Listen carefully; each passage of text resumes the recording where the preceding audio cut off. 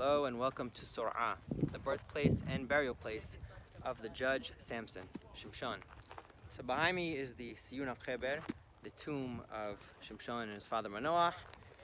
On this hilltop used to be an Arab village called Zor'ah, which is believed to preserve the name of the ancient city, Zor'ah. In the valley to the south, there's actually a kibbutz, which is called Zor'ah, named after the place. And also this big city here is Bet Shemesh.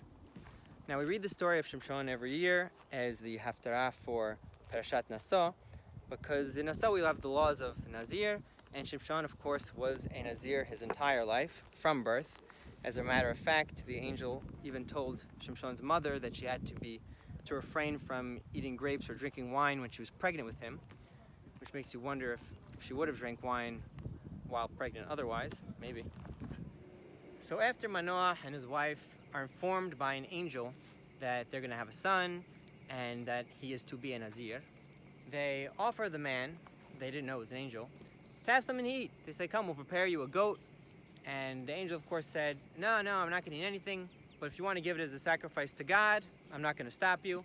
So that's exactly what they did. Manoah prepares the goat, puts it on the altar, lights the fire, and then the angel jumps into the fire and ascends to the heavens. And that's when Manoah and his wife realized that they just saw an angel. Now this rock behind me, it's right near Zor'ah, up there, the birthplace of Shimshon. So there's some that want to claim that this is the altar of Manoah. It's wide at the bottom, that's known as the Yesod, and then has a few different layers getting narrower till the top, and even a hole for pouring libations into. So sort of a miniature version of the big altar that would eventually be built in the temple in Jerusalem. And the last verse that we read is when Shimshon is finally born, he grows up and he's imbued with the Spirit of God. Vatahel ruach Adonai lefa'amo b'machane Dan ben Zor'ah u'ben Eshtaol. In the camp of Dan between Zor'ah and Eshtaol. So Zor'ah is on this hilltop here, but the rest of the camp of Dan, including Eshtaol, which is in that direction, was down in the valley, in the lowlands. The hills in the distance there on the way to Jerusalem is already the tribe of Yehudah, but Dan dwelled in all these low areas, and the low areas continue towards the direction of the coast, which means that they were on the border with the Philistines, the fiercest enemy of the Israelites at that time. And Shimshon devoted his entire life and used his strength, his great strength, to fight against the Philistines and save Israel from them. So down there in the valley, in the middle of all the farms, is Nahal Sorek, a stream which begins up at the outskirts of Jerusalem. It winds its way down through the hills and then empties out into the sea next to Palmahim Beach. And like most Nahalim in Israel, it's of course a dry riverbed, meaning it only fills up with water after rainfall. But there is a significant segment of Nahal Sorek close to where it empties into the sea at Palmahim Beach, where it is full of water year-round. It's actually classified as an estuary, meaning a transition zone between river and sea, where fresh water from rainfall mixes with salt water from the sea. And today it's a nature reserve. I've been there, it's a very peaceful, serene place. When I drive there actually, I have to get off at Highway 431. There's a lot of exits there, sometimes I miss the exit. And that interchange where I have to exit, it's called Ein HaKoreh interchange. And that's actually named after another place from the story of Shimshon. At Ein HaKoreh, he killed 1,000 Philistines with the jawbone of a donkey. And then after that event, he was very thirsty, and God miraculously made a spring come out of the jawbone.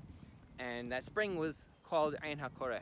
But anyway, getting back to Nahal Sorek, which is a nature reserve, today it is not permitted to bathe in the water. It's dirty because of pollution, and they're working on cleaning it up. But perhaps in ancient times they used to bathe in Nahal Sorek.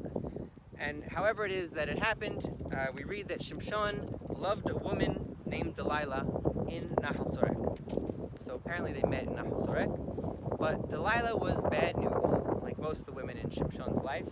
She seduced him and betrayed him, cut his hair, and then she handed him over to the Philistines, who took him as captive to the city of Gaza. Now, Samson had been in Gaza before.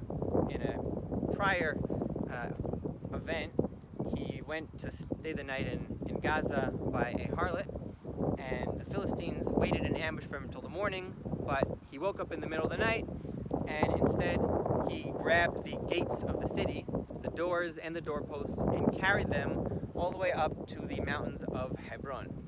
But this time he was going to Gaza as a captive, and they made a mockery of him in their temple, and it was at that time that he killed the most Philistines that he killed his entire life by knocking down the pillars of the temple, collapsing on everyone inside, including himself.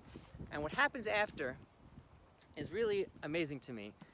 We read that his brothers and his relatives, perhaps they were inspired by his bravery, so they went to Gaza, deep into hostile enemy territory, to recover his body and bring it back to his hometown of Zor'ah, where he was buried. It said he was buried between Zor'ah and Eshtaol, in the grave of his father Manoah. So considering how the family of Samson were so impressed by his bravery and appreciated so much what he did for Israel, that they went through the danger of retrieving his body from Gaza to bring it back here to be buried, it's one of the reasons that I find it worthwhile to come and visit the gravesite of Samson and to tell over his story.